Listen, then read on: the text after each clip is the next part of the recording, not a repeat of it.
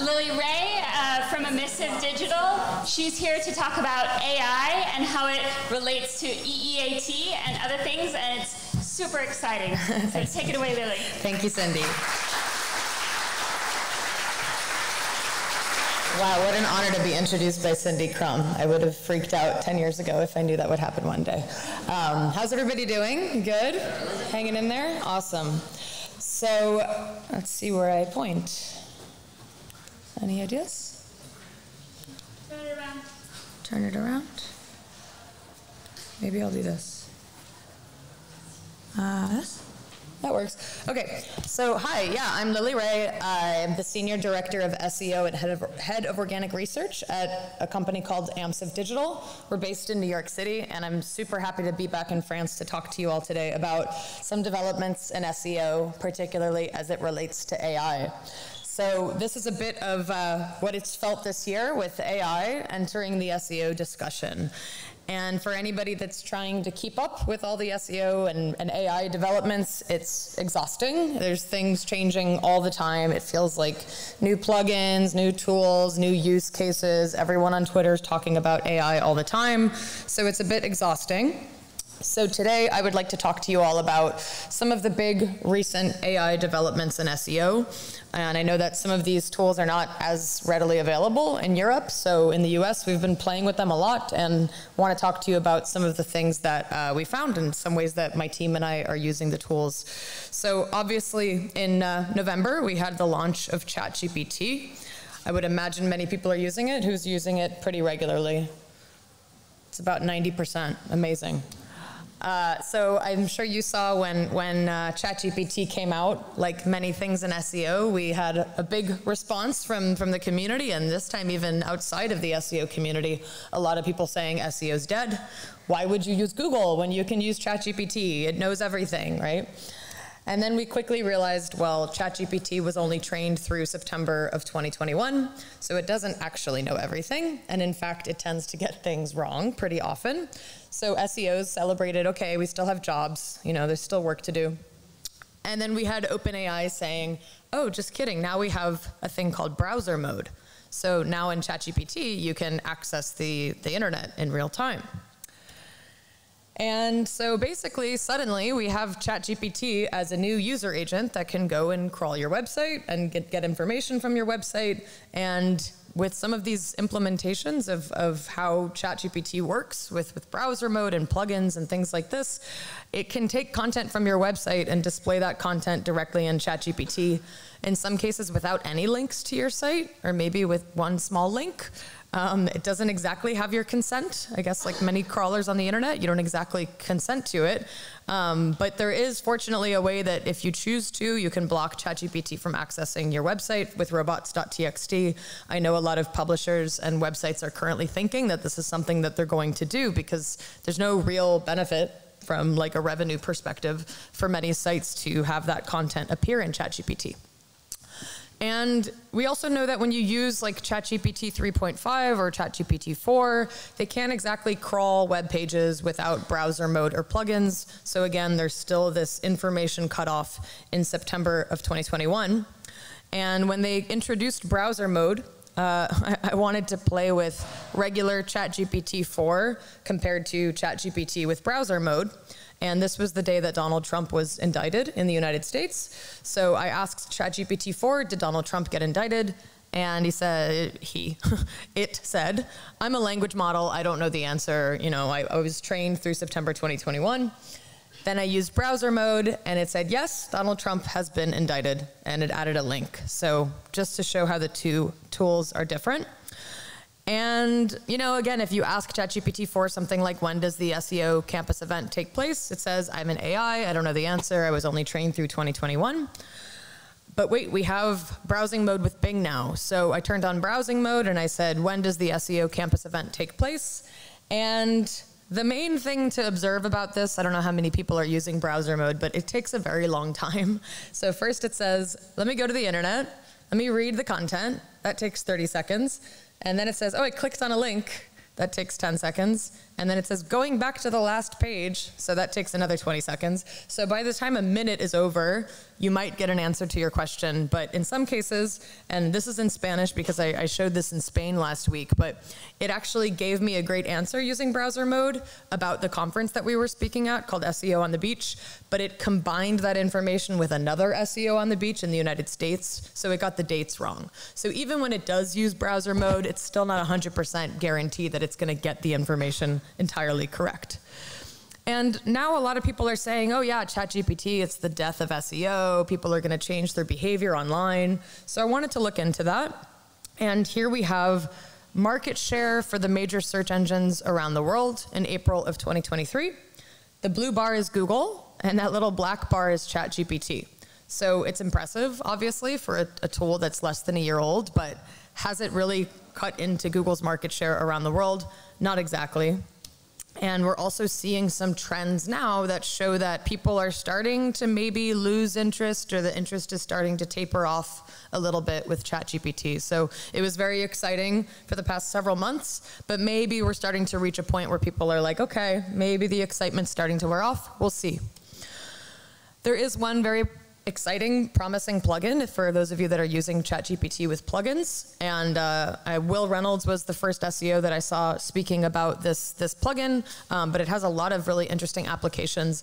It's very similar to the browser mode, but essentially with Link Reader, what you can do is you can put in a URL, and it can actively go visit that URL, parse the content, understand the content, and then do something specific with it. So one thing that my team and I are doing a lot of nowadays is to say, here's URL 1, here's URL 2. Tell me what's different about the pages, or what's similar about the pages, or how can I make one better than 2? You could even ask it 10 different questions to compare the 2 pieces of content, and it can go do all of that in real time. And then, for example, you can say, give me all of the answers in a table or in bullet points or whatever it is that you need. This is saving us a lot of time with content audits. So this is a really fun application of the tool. Next, I want to talk about Bing Chat. I know Fabrice is here and maybe in another room, but who's using Bing Chat? Anybody? Okay, about 5 hands. So obviously not as popular as ChatGPT. I personally think it's the most exciting of all the AI tools right now. And essentially with Bing Chat, what makes it really exciting is that they're using the ChatGPT technology, which is so impressive and so conversational and so helpful, but they're combining that with real-time Bing search results. And Bing uses technology like Index Now to get information indexed very, very quickly. So essentially, you can have very new information that's been indexed maybe within the last hour on Bing, and then you can have a conversation with Bing Chat, which sounds and feels a lot like ChatGPT, to get information. So right away, I was able to ask, when was this SEO conference? It gave a very, very good answer, a very accurate answer. And my favorite thing about it is that it actually includes links. So unlike some of the other SEO tools that we'll talk about, so we have these links here. And this is good for SEOs and good for companies and good for publishers. And Bing even shows ads. So it's good for advertisers too. So you can have conversational queries, you can have this kind of conversation with it. And the way that Bing Chat works is it essentially takes your question and it tries to understand it. So it boils down the question into a more like core keyword. So in this case, SEO Campus Event Paris. And I like to think of these as almost like the search queries that you should be optimizing for if you're paying attention to what's the way that the user typed the question as a conversation, and how did Bing understand the nature of what you were asking? Because that's really the thing that you want to rank for and to show up for. So Bing Chat is a very positive experience, but has it done anything to increase market share for Bing? I think Bing, the biggest struggle that they have right now around the world is that they're generally about 4 to 5% of the market share. I think it's about 6% in the US. I think in France it's closer to 4. But basically this was a study that I found that said Bing Chat has done nothing to actually boost the market share for Bing. So there's still not that many people using it. I wonder if that will change when people start to realize that it's actually a really, really great product. This was a chart that I pulled to show Bing market share in France. It hasn't changed much, and you can tell here by 4 people raising their hands, but I do recommend using it. It's a very impressive product. And for the past couple of months, Bing has been getting very close to the point that they're going to be able to show us search queries directly in Bing Webmaster Tools. Fabrice is here. He'll tell you, yeah, we're working on it, which is very exciting. We can see, hopefully, search queries in Bing Webmaster Tools for chat. That's groundbreaking. I don't think Google's going to give us that information in Search Console, maybe one day, but talk about a great way to get information about how we can optimize for these chat products. So Cindy talked about Bard. I'll talk quickly about Bard. It's Google's version of ChatGPT, essentially. They're now getting it to a point where it's multimodal, which means that they can show both images and text in the results. They're also partnering with Adobe Firefly to be able to show these like AI rendered images similar to Midjourney directly in Bard. Cindy also mentioned this. You're going to be able to integrate Bard with your Gmail and your Google Sheets and Maps and Docs, which does make it very helpful for those of us that use a lot of Google products. But unfortunately, Bard is not proving to be the most accurate of all the chatbots. So this was me asking, hey Bard, how do you get backlinks to your website? And it told me, number one, you should try guest blogging. You should try commenting on blogs. You should try social media and forum links, infographics, and videos. So I read this specific language that it used here for each one of these. And then I went and read Google's link guidelines. And each one of these recommendations is against Google's link guidelines. It's exactly the opposite of what they say to do. Or they say use no follow. So it concerns me that Google has this product and that these chat companies have these products that are giving this advice that it's not illegal, but it's not entirely right. And it's kind of ironic that they give bad SEO advice. This was an example where I asked Bard about Google algorithm updates. So this was where it gets even more problematic for me. I asked Bard, what are 5 businesses that have been impacted by Google's algorithm updates over the years? And it named JCPenney, Overstock, Walmart, Etsy, and Wayfair. I'm obsessed with algorithm updates. It's true that these companies were all impacted by algorithm updates. The problem is that Bard is making up information. So it says that JCPenney was affected by the Panda update in 2012. This is not true. JCPenney was affected by the Penguin update in 2012. Overstock was hit by Google's Penguin update in 2015. No, the Penguin update was in 2012. All this information is just slightly wrong. Walmart was hit by the Medic update in 2017.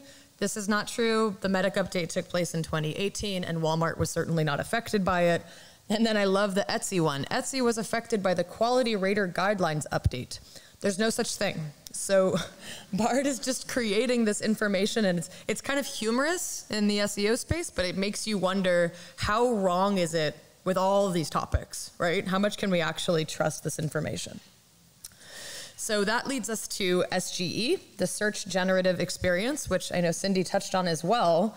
And if you Google SGE in the United States, it says, did you mean AGE? No, it's your own product. It's called SGE. And Google announced this in the May Google I/O keynote, and long anticipated, how is Google going to respond to this whole AI conversation? Cindy showed a lot of great examples already. Has anybody been able to access SGE and they're playing with it currently? Yeah, it's not easy to do in Europe. I've been trying as well. It's not always easy. I've luckily been able to play with it quite a bit in the United States, so I want to show you all what I found so far. Number one, I asked on Twitter how many people think that SGE is providing a search experience or search results that are significantly better than what we had before. And 12% of respondents said this is a significant improvement. The rest said basically it's not. And I fall into that camp. I think I'm somewhere between blue and gray right now. It's just not a fantastic experience. So these are my opinions about SGE. And of course, it's very new. It's still being tested. It's still changing all the time. But the most kind of important feeling or observation that I've had about SGE is that it's very redundant. It's very repetitive with other SERP features. So in some cases, you'll get the SGE answer and then the featured snippet right below it, and they say exactly the same thing, like in this example. The accuracy and the helpfulness of the content is not, it's very questionable. Sometimes it tells you things that are not entirely accurate. The biggest issue is also the lack of links. So if you remember on Bing, we saw a lot of those links to publishers, to advertisers, and they're just good for user experience as well. With SGE, there's nothing on here. Sorry, there's nothing on here that shows, here we go. Nothing in this answer that has a link to any publisher. There's thumbnails on the upper right that we'll talk about, but none of this language ever has a link in it. And to me, that's problematic.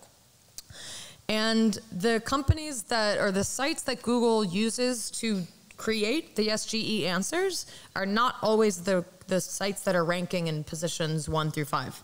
Sometimes Google will pull the answer from a site that was ranking really, really deep in the search results. So in that sense, all the work that we've done as SEOs to appear at the top, it seems like Google's using some kind of other ranking system to pull in these answers. And I've seen some sites get pulled in that are not so great. So, a lot of people ask, oh, what are the impacted categories? To be honest, most categories are impacted. When Google announced the SGE experience, they said it won't be everything. We're not gonna show your money, your life content, but they actually are showing SGE responses for a lot of your money, your life content, informational content, product reviews, shopping and commerce, as Cindy showed, things related to location, travel, restaurants, things to do, anything map related. Sometimes it shows for branded keywords, sometimes it doesn't, and a lot of health and wellness queries. In fact, when Google announced SGE, they said, we won't show this for things like children taking medicine. And then someone used SGE and said, children taking medicine, and it immediately gave an answer. So they're showing a lot of things that I don't know if it's a great idea for them to show. It's still very early. It changes every day. When I Google something and I get an SGE result, the same day I'll Google it later and get something completely different. So the most important thing for us to know about how SGE works is there's this little button over here, the source button, where you can get the answer to you can get the sites that Google got the information from. So in the default view, these are not links, and they're not gonna show you where each piece of information came from. They just show a couple of sites over here. But when you click this little link on the upper right, it's a completely different display that shows you, oh yeah, we got this fact from these 4 different websites. And to me, this is a much more helpful experience. So I hope that Google kind of focuses on that in the future. We also know that it's changing and evolving every day. So this was an SEO named Cyrus Shepard. He said how to boil eggs, and SGE gave 15 bullet points and said first start with cook them for 9 to 12 minutes, and then cook them for 14 minutes, and then 11 minutes, and then 6, and then 8, and then 15, and then 5, and 13. So they cooked the eggs for 45 minutes. So it's not a great experience. So I think some recipe sites will be safe for now. Integration with Google Maps. So you'll see here I was actually in Berlin and I typed best clubs in Berlin and it gave me the best clubs in Berlin. And what's interesting is that these are slightly different results than Google Maps. So it's not always your proximity, your location. Google Maps has its own algorithm. It appears that Google's actually pulling this from what other people have said on the internet. So if it sees that 4 different sites said that Blossom is the best restaurant in Malaga, then Blossom might be listed in SGE as the best restaurant. So different algorithm than Google Maps, but in many cases it shows the SGE answer and then Google Maps directly below it. So it's actually kind of an overwhelming experience for the searcher. Sometimes it's just not helpful. So I said, show me, Rome map. And it says, here's a map of Rome. And there's no map of Rome. And then, below the SGE answer, it's Google Maps with a map of Rome. So sometimes it's maybe we should just go back to how things were because things were not broken before, right? I typed Marie Haynes, another SEO, and this was interesting. It gave a biography about Marie, but then it also pulled in pictures from her Google business profile. So this is interesting. Google's connecting, Cindy always talks about this, connecting entities between different Google products. So we have, the SGE response. It's understanding that Marie Haynes has a Google business profile, a Google Maps account, and it's pulling in pictures from those. So another reason why you should probably pay attention to your Google business profile pictures. Product reviews. I know a lot of companies in the product review space are very scared of SGE for good reason. Google's showing a lot of that information directly in the response. But in this example, I saw that Google was showing 14 different product review sites down here. So I don't know if people will click on them, but at least they're not completely removed from the search results. And you can see how long it takes to load. It's always about 3 to 5 seconds for SGE to load. So yes, pushes everything down, not great for CLS. And in some cases, they're saying, oh, here's all these things. You know, this is a transactional keyword, but Google's showing all these things that they know about strollers. I had a friend of mine who has a young baby and told me, don't trust that information. It's actually dangerous information, so that's not great. And this might just be my own account, but I'm having trouble clicking on these links. I always see this error message, but I know others are seeing links to the actual Google Shopping or Google Merchant Center. So eventually they want to take you to Google Merchant Center where you can actually do the purchase. And I think my biggest concern, or one of my biggest concerns with SGE is, again, that it doesn't link to the product. So you can say, what are the best running shoes? And it gives all these opinions, but it never gives you a way to get to that product. It just talks about the product, so I guess you have to go Google it again or something. And, you know, aside from being an SEO, just as a user, like, if you're Google, can't you give me a way to buy that or, like, get to that publisher's site? So I think that's a very unnatural experience. And, you know, these links here don't exactly help because they're not taking me directly to that product that Google is recommending. So there's also plagiarism concerns. If you type certain questions into Google, you'll see answers where it doesn't put quotes, even in the case where this was a quote from a doctor, and it doesn't mention the doctor's name. It just took the quote, put it on SGE, and there's no attribution. There's no proof or sourcing of where Google got it from. This was the first few days of SGE coming out. I immediately posted on Twitter. Google immediately responded and said, oh no, if you click that button, remember the button on the upper right, you can see which site we got it from. And it was like, no, that doesn't help. That doesn't show, that's not like real evidence of the fact that you pulled it from that site. So I think this, to me, is going to cause a lot of problems for Google, probably especially here in Europe, in France. You can't just take someone's content and put no link, right? Or put their name. In this case, it was a doctor that they interviewed. You can't just take her knowledge and not cite her. So this was a couple days ago. I don't know if this person's here, but someone here in France saw the same thing in SGE like 3 days ago. Is trampoline cardio? It pulled this answer here from Healthline. It also has a featured snippet saying the exact same thing, but in the featured snippet, of course, we have a link to Healthline. And then if you go to Healthline, that's the text that they took it from. So with SGE, you have no logo, no link, no way of knowing that it came from Healthline. But in the featured snippet, at least, we were sending traffic to publishers. So, and they show it one after the other. So it's a little bit of a weird experience, and I hope that they improve it. You can keep providing feedback. So if you do have access to Google Labs, there's a little button on the lower right, and they are encouraging people to please go tell them what they think about this. So we should do that if we can. I also asked Google if the results are personalized. So are they showing you information that's based on your own search history or your journey, as Cindy mentioned? And Google's response was, I don't believe they are. So okay. And they said, but we'll update you if we hear differently. I was like, okay, thanks. And then this was funny. I asked, is Google better than Bing? And it says, you know, they're both good search engines, but Google does much better in terms of search results with more relevant results and a better understanding of user intent.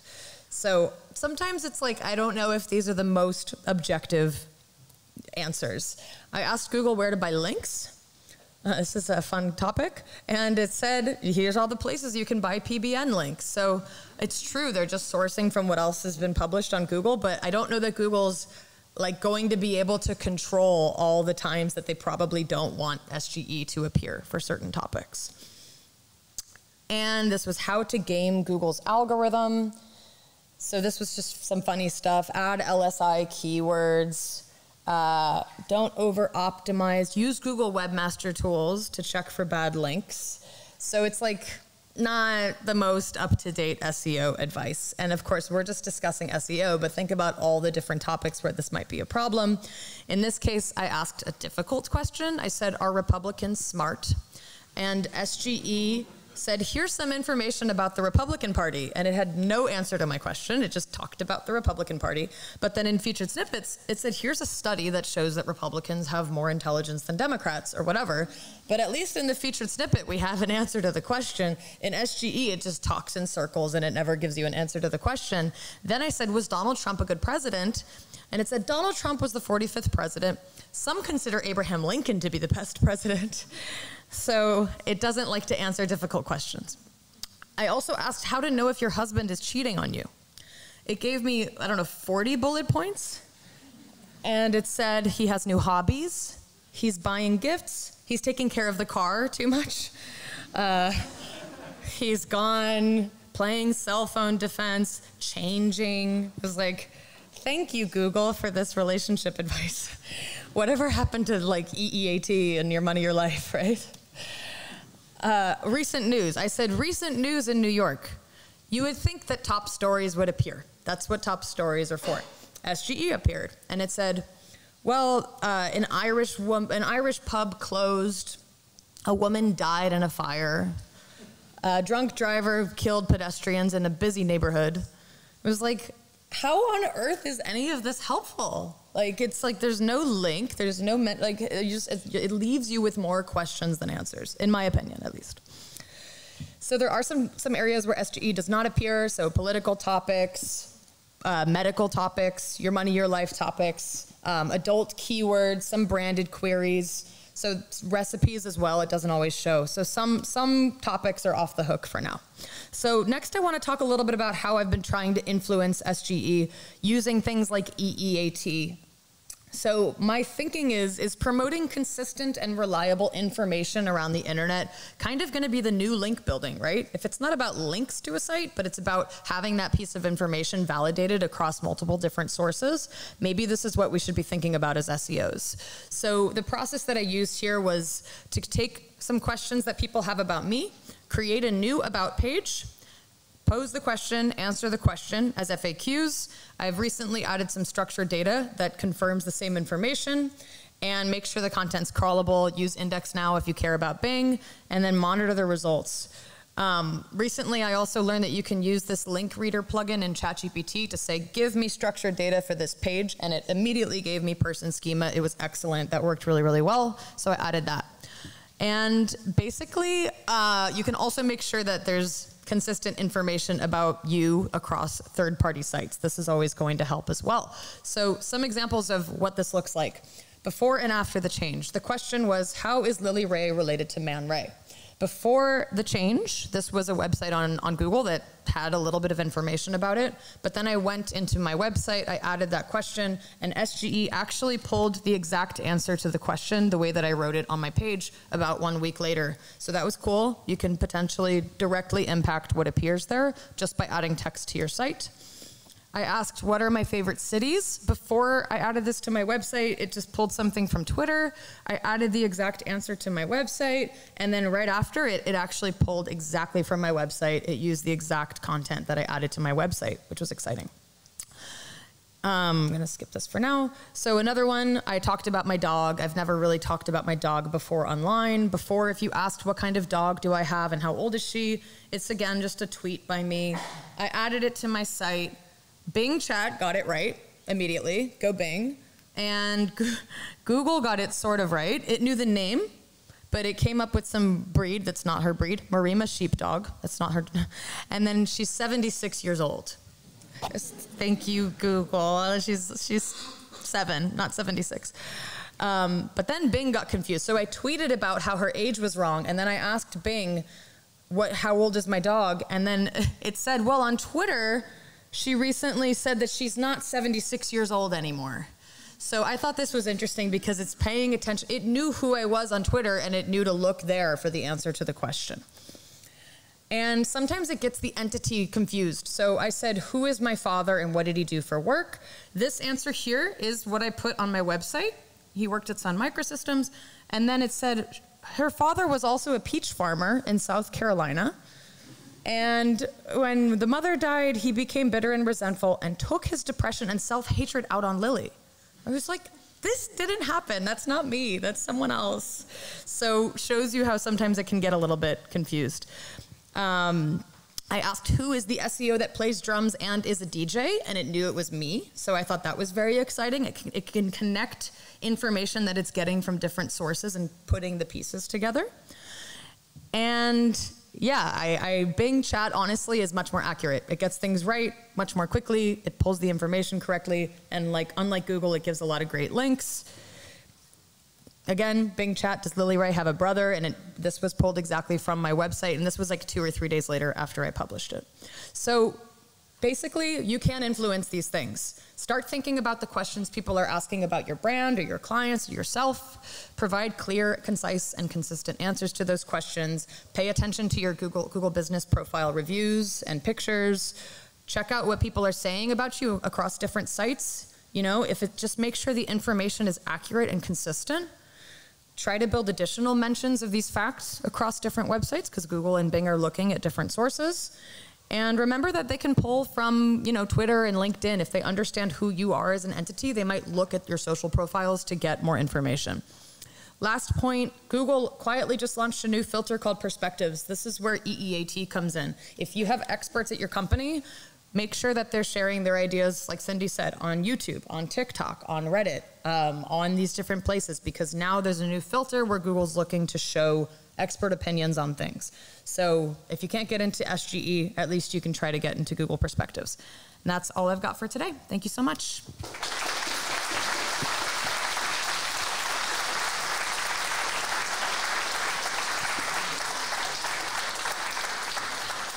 Oh, I have to do a mug question. I have an easy one. What does SGE stand for? Raise your hand. Do you want it? Search Generative Experience. Yes, bravo. Thank you. Do you have any questions? Yes? Hop là. C'est qui a gagné le mug? C'est par ici, voilà, il me semblait bien. Donc pour les questions, pardon, ici. First of all, thank you very much for this presentation. I've been looking to test SG for a while, but I come from Belgium and it's not available there. So yeah, pretty exciting to have heard all of these things. And I was wondering, well, apparently it's kind of broken. That's kind of the message here. When do you think it's going to be ready, and does Google have a planning for that? I honestly don't know. I honestly feel like the Googlers they agree with me right now. I think a lot of them are like, it's early, we don't know. I think Bing Chat is much more developed of a product. And with SGE, it feels like Google needed to put something out into the world, because there was this big existential threat to their business, but it really feels like it's not ready, and it really feels dangerous. Just given what we know about information accuracy on Google and EEAT, I cannot imagine that this product is anywhere near ready, and it will be very problematic if they roll it out. But that's just my opinion. So maybe 6 months? I don't know. Hopefully not. Yeah. More so in Europe, longer than that. D'autres questions?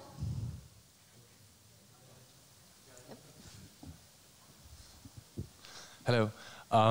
You were talking about plagiarism, and which is the main problem with SGE. I was wondering if if the U.S. legislator was thinking about doing something about it, or some companies you're working with are thinking to make an action against this. I laugh because I don't know if you guys follow the U.S. politics. Google is the biggest lobbyist in the U.S. They tend to not lose these things.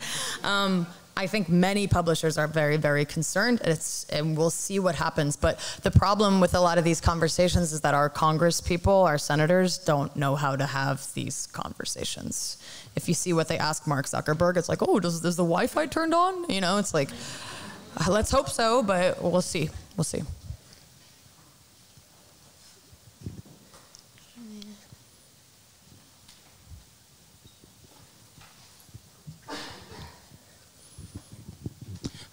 First of all, thank you for the great presentation.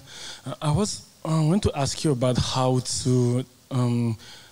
run those conversations with the clients, because we also saw in the previous presentation that there were less traffic available from the SERP. So what's your take on that, on how to stay relevant in this new normal? Yeah, how do you stay relevant? So it really depends on how what the website is like, makes money and what it's supposed to do. So for many people, it's scary that SGE exists, but like these aren't keywords that convert anyway. They're informational. So people still need to click on something. They still need to get to your website in a different way. So if you make money off product reviews, yeah, it's a little bit scary because SGE shows everything. But if you're e-commerce or you're a small business, it's like, it's just another way for people to get information about your company. But there's some new features that we should be paying attention to. I know Cindy talked about video. Google's pushing video really hard, short videos, YouTube videos. I'm obsessed with Google Discover. Google Discover sends, in some cases, I have clients that get 99% of their traffic from Google Discover and 1% from SEO. So that's a place to look. There's perspectives, there's TikTok, like diversifying your strategy. So it's not all Google organic. So just to complete my question, I would like to get your take on what's the scope of SEO? Because here in France, SEO is highly associated with the 10 first results, like blue links. So I'd like to get your vision of what is the scope? Exactly. I mean, I think it's much more than the 10 blue links nowadays. I think with our clients, it's like Cindy said, the knowledge graph. I mean, there's so many different places that people can get information, and rank tracking tools are going to have a really hard time going forward, especially with things like SGE. It's just much broader than just the 10 blue links now. Any tips on how to measure and keep track of how do we measure? There's some tools that are trying to measure. I know a lot of the rank tracking tools are trying to add new features. There's some, what's the name of it? There's some that are doing pixel tracking. Your tool, Mobile Moxie, her tool does pixel tracking. You have to think beyond 10 blue links because these things are moving and changing. You need to be able to understand where they're placed on the page. So use Mobile Moxie. Any more questions? Yes. Thank you very much. First of all, I would like to know why do you said that Google will not share click or impression in Google Search Console about search? SGE, yeah. Why will they? I mean, just because we have it's true that they do show data in Search Console, but a lot of that data is already sampled. And with obviously Google Analytics, we don't have keyword data for organic. And with a lot of SEO requests that we have for Search Console, they never happen. So I'm a little bit cynical now, but I don't know. Do you think they'll show in Search Console as chat? They don't show knowledge graph. Yeah, they don't show a lot. They don't show featured snippets. They don't show top stories. So of course it would be amazing, but you know what? If it helped advertisers, maybe they will, but I don't know that it will. Any more questions? Thank you for your presentation. I have a question because I've been able to test SGE from here. And it is very impressive because for our transactional and commercial queries, Nike sneakers, for example, there are, for example, 20 products in the SGE. And in the US, because the search engine result page is quite different in the US and from the rest of the world, you have also free product listings below the SGE. It's impressive. What's your opinion on this and the impact, especially for e-commerce websites? Yeah, well, first of all, SGE for these types of queries, it almost changes in appearance like every week. So sometimes it shows a list of the best products. Sometimes it shows links to those products. In many cases, there are no links to the products. So I think that companies need to pay attention to how often their product is being mentioned there. I know Systrix did a study about the most commonly referenced brands in AI answers. So you need to be seeing, how do I get to the point that they're mentioning my brand more? But what I would do is pay attention, test SGE and pay attention to the links that it's pulling from. So when you click on that link button, just see where it's getting this information, because those are the sites that you need to make sure that your brand is getting mentioned in. Okay, thank you. And just another question. As in the US, you have a lot of free product listings that we don't have in France, for example. Don't you think the synergy between SEO and SEA will no longer be optional, but it will be an obligation for us. That's been the case for a couple of years now. I think that you need to have all your products in Google's Merchant Center shopping graph. Yeah. Thank you. You're welcome. D'autres questions?